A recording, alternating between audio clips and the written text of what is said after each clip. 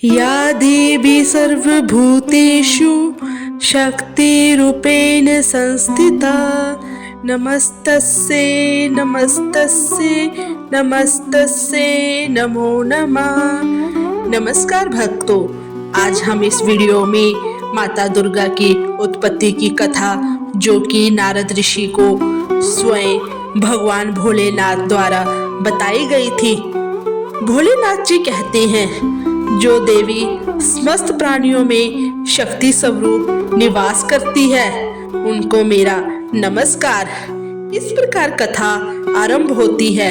अगर आप ये कथा सुन रहे हैं तो इस कथा तो अंत तक अवश्य सुनिएगी।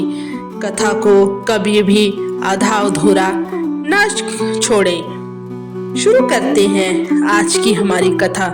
श्रीमद् देवी भागवत की एक कथा के अनुसार एक बार देव ऋषि नारद ने ब्रह्मा, विष्णु एवं शिव जी को उपासना करते देखा। उस घड़ी उनके मन में यह संदेह उत्पन्न हुआ कि ब्रह्मा जी सृष्टि के रचयिता हैं, श्री हरि विष्णु जी पालनहार और रुद्रावतार भगवान शिव जी संहार करता है।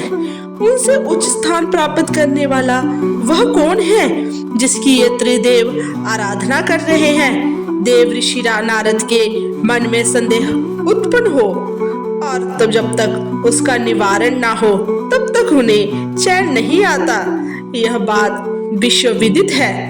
अपने संदेह निवारण हेतु वे भगवान भोले शंकर के निकट जाकर प्रणाम करने के उपरांत अपनी जिज्ञासा प्रकट करते हुए विनय पूर्वक बोले, हे देवादिदेव महादेव, मेरा मन आपको आराधना करते देखकर अत्यंत अधीर हो रहा है। हे भगवान, आप तो अंतर्यामी हैं।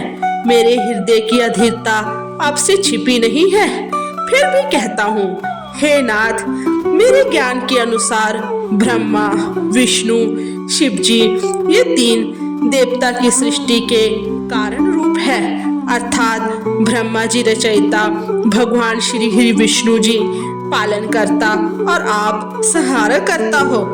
फिर आप किसकी आराधना में लीन हैं? क्या आपसे बड़ी भी कोई शक्ति है जिसकी आराधना आप कर रहे हैं? देव ऋषि नारद के वचनों को सुनकर देवादिदेव भगवान महादेव जी हंसकर बोले, हे नारद, तुमने अति उत्तम प्रश्न किया है। अतः जो मैं कहता हूँ इसे ध्यान पूर्वक सुनो। यह सत्य है कि संसारिक प्राणी ब्रह्मा, विष्णु तथा मुझे समस्त देवताओं में श्रेष्ठ मानते हैं।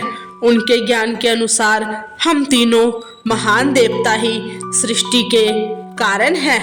किंतु सत्य तो यह है कि सूक्ष्म एवं स्थूल शरीर से परे जो महाप्राण रूपादि शक्ति है, वह स्वयं पर ब्रह्मा है।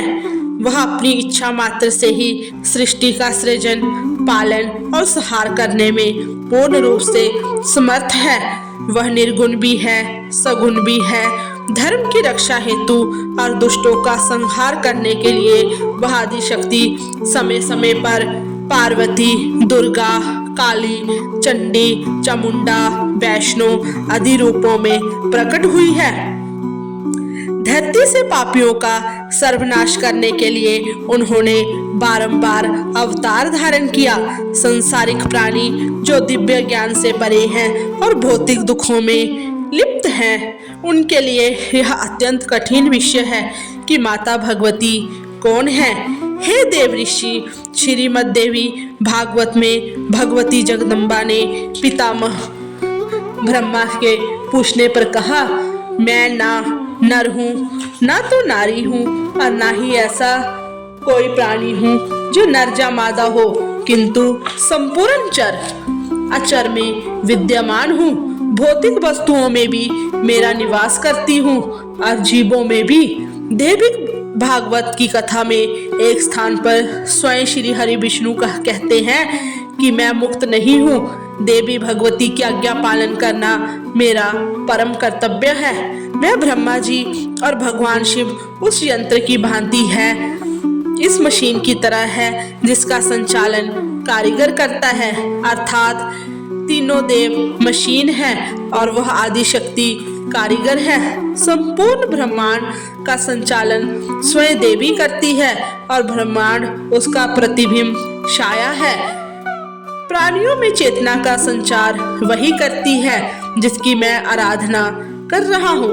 पुनः भगवान श्री शिव जी ने देव ऋषि नारद से कहा, हे देव ऋषि, संसार में चेतना स्वरूप में प्रकट होने के कारण देवी को जन्मेजय का ज्ञान का उपदेश देते हुए कहा।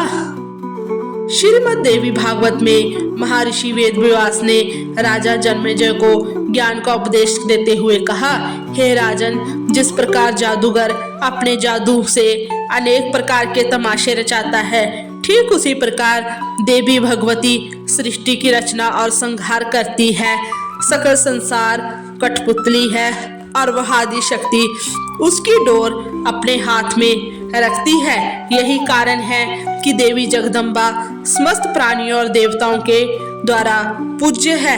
देवी भगवती सर्वशक्ति संपन्न, सृष्टि के कारण और भूता और सर्वश्रेष्ठ है।